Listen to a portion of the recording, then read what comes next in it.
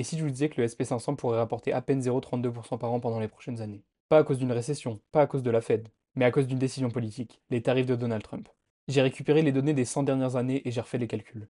Si ces tarifs restent en place, le rendement espéré cette année et les prochaines années est tout simplement catastrophique. Dans cette vidéo, on va décortiquer ce que Trump propose vraiment, comment ça va impacter l'économie et pourquoi ça pourrait ruiner la performance de la bourse sur le long terme. Et vous allez voir, les chiffres sont bien plus inquiétants que ce que les médias veulent nous faire croire. Avant de plonger dans les rendements futurs, petit rappel de ce que c'est les tarifs douaniers pour savoir de quoi on parle. Un tarif douanier, c'est tout simplement une taxe qu'un pays impose sur les produits importés. Par exemple, disons qu'une Mercedes, une voiture allemande, coûte 100 000 euros. S'il n'y a pas de tarif douanier, la Mercedes coûtera 100 000 euros aussi aux États-Unis. Par contre, si jamais on ajoute des droits de douane de 20%, alors l'acheteur américain va devoir payer 120 000 euros, et les 20 000 euros de différence vont aller dans la poche du gouvernement américain. Dans cet exemple, on parlait d'une voiture qui a un produit fini, mais ça marche aussi pour les pièces détachées. Par exemple, Apple qui importe beaucoup de ses pièces de Chine, chacune de ces pièces va être taxée, et donc même si Apple est une marque américaine, le prix des iPhones aux États-Unis va augmenter. Et le but de Trump avec ça, c'est que les produits fabriqués en dehors des États-Unis soient plus chers, et donc que ça favorise les produits fabriqués aux États-Unis. Mais ce qu'il faut comprendre, c'est qu'au final, c'est pas le pays contre lequel la taxe est appliquée qui va payer, mais c'est le contribuable. C'est comme la TVA en France, c'est celui qui achète qui paye. Donc forcément, ça va faire baisser le pouvoir d'achat des Américains, et ça va automatiquement ajouter de l'inflation. Maintenant, ce que dit Trump, c'est qu'il a simplement appliqué des tarifs parce que les autres pays lui ont mis des tarifs 2 fois plus élevés. Par exemple, il dit que l'Union européenne applique des tarifs de 39% aux produits américains. Mais on sait tous très bien que c'est complètement faux. Alors comment est-ce qu'il en est arrivé à ces 39%? Pour ça, il a juste appliqué la formule que je vous présente ici. Elle a l'air assez compliquée, mais au final, elle est assez simple, voire même beaucoup trop simpliste. Par exemple, imaginons que la France exporte 100 milliards d'euros de produits vers les États-Unis. Ça peut être par exemple des sacs Louis Vuitton, Hermès, du cognac, etc. Donc il y a 100 milliards d'euros de produits qui vont de la France vers les États-Unis, et dans l'autre sens, donc des États-Unis vers la France, par exemple les iPhones, on est à 50 milliards. La première étape du calcul de Trump, c'est de calculer le déficit, c'est-à-dire l'écart entre les imports et les exports. Ici, les États-Unis importent 100 milliards et ils exportent 50 milliards, donc ça fait une différence de 50 milliards. Donc dans cet exemple, le déficit commercial des États-Unis avec la France est de 50 milliards. Et ensuite, pour estimer à quel tarif ça correspond dans le monde imaginaire de Trump, il va diviser ces 50 milliards du déficit commercial par les imports totaux de la France. Donc tous les produits qui viennent de la France vers les États-Unis. Donc ça nous fait 50 milliards divisé par 100 milliards, ce qui nous donne 50%. Et donc là, Trump estime que la France applique 50% de droits de douane aux États-Unis, ce qui est complètement ridicule. C'est juste que les Américains consomment beaucoup plus de produits faits en Europe que nous on consomme de produits faits aux États-Unis. Mais ça veut en aucun cas dire que la France applique 50% de droits de douane aux États-Unis. Ça n'a aucun sens. Et ensuite, pour couronner le tout, si le résultat du calcul est de moins 10%, Trump arrondit à 10% parce que ça lui fait plaisir. Et vous devez sûrement vous dire que ça peut pas être ça parce que ça a littéralement aucun lien avec les droits de douane appliqués. Et pourtant, ce graphe nous montre que c'est exactement la technique que Trump a utilisée. Et ça explique donc pourquoi, dans le monde de Trump, l'Europe applique 40% de droits de douane aux États-Unis. Et avec ces annonces, au moment où je tourne, le marché américain a déjà presque dévissé de 20%. Mais ce qu'on peut se demander, c'est est-ce que ça va continuer, est-ce que ça va s'amplifier, et donc comprendre comment les tarifs vont affecter les cours de bourse. Déjà, ce qui est intéressant à regarder pour démarrer, c'est l'évolution des tarifs moyens appliqués aux États-Unis au cours du temps. Et on voit que ça faisait depuis 1937 que les tarifs n'avaient pas été aussi élevés que ça.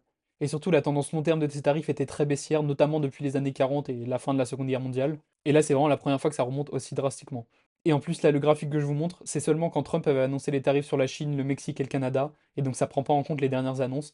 Et maintenant, on est autour des 20% de tarifs douaniers moyens, ce qui revient au même niveau que 1910. Donc ça faisait plus de 110 ans qu'on n'avait pas eu des tarifs comme ça, c'est complètement fou.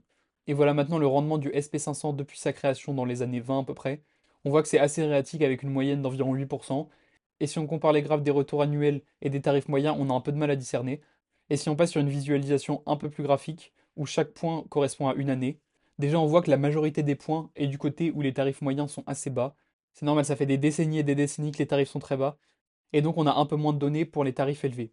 Mais on arrive quand même à voir qu'avec des tarifs élevés, les variations sont beaucoup plus grandes, ce qui montre que les marchés sont beaucoup plus incertains à ces périodes. Et quand on utilise ces données pour faire une régression linéaire et avoir, en fonction du tarif moyen, le rendement annuel espéré, c'est vraiment pas joli à voir. Déjà, première chose à noter, c'est que d'après ces données historiques, si jamais on vivait dans un monde où les tarifs douaniers moyens aux États-Unis étaient nuls, donc de 0%, on aurait un rendement moyen du SP500 d'environ 11%, contre environ 8% actuellement, donc ça fait rêver. Et aussi, le fait d'augmenter d'1% les tarifs, ça fait baisser le rendement espéré de plus de 0,5%. Et dans le scénario catastrophe dans lequel Trump garde les tarifs en place pendant plusieurs années de 20% en moyenne, on aura un rendement du SP500 espéré pendant ces années-là de 0,32%. Une stagnation pendant tout cela, alors que l'inflation, elle augmente. Donc avec ce rythme-là, il y aurait littéralement aucun intérêt à investir dans les actions américaines, et les plus grandes entreprises qu'on connaît pourraient faire faillite. Ça, c'est les rendements espérés pour les prochaines années, mais qu'en est-il de cette année? Oui, le fait d'avoir des tarifs élevés va complètement bouleverser l'économie, mais je pense que ce qui va créer le plus de changements et de chaos, c'est le fait de passer de 2,5 à 20%. Parce que si jamais on était à 20% et que ça faisait des dizaines et des dizaines d'années qu'on était à 20%, il y aurait moins d'impact. Mais c'est vraiment l'année où il y a le changement que la majorité de l'impact se fait ressentir. Et donc, quel rendement on pourrait espérer cette année en se basant sur les données historiques? Donc maintenant, au lieu de plot le retour annuel et le pourcentage de tarif, ce que j'ai fait, c'est que j'ai calculé le changement de tarif entre l'année actuelle et l'année précédente, et ça me donne ce graphe où, comme tout à l'heure, chaque point correspond à une année. La première chose qui saute aux yeux, c'est que tous les points sont quand même concentrés autour des 0% de changement de tarif. C'est normal, c'est pas tous les ans qu'il y a des changements importants de tarifs. Et ce qui est très inquiétant, c'est que le graphe s'arrête entre -2 et 2. Donc depuis que le SP500 existe, il n'y a pas eu de variation de plus de 3% en une année. Alors que là, comme l'année dernière on était à 2,5% de droits de douane, et que cette année on va potentiellement passer à 20, ça fait un changement de 17,5%. Si on fait pareil que tout à l'heure et qu'on fait une régression linéaire, cette fois avec les changements de tarifs et pas les tarifs, vous voyez comme on peut s'y attendre, si on augmente les tarifs, forcément ça va faire baisser le retour espéré annuel. Mais ce qui est un peu plus inquiétant là, c'est la pente. Vous voyez que déjà, avec une augmentation de 2% des tarifs, on arrive presque à zéro. Et maintenant, qu'est-ce qui se passe si on continue cette ligne au-delà des 2%? Vous voyez que là, d'un coup, ça devient catastrophique. Et comme on a calculé tout à l'heure, l'écart de tarifs douaniers entre 2024 et 2025 est de 17,5%. Et si on regarde le rendement espéré avec cette augmentation de 17,5% des tarifs, on arrive à un rendement estimé cette année, d'après les données historiques, de presque moins 38%.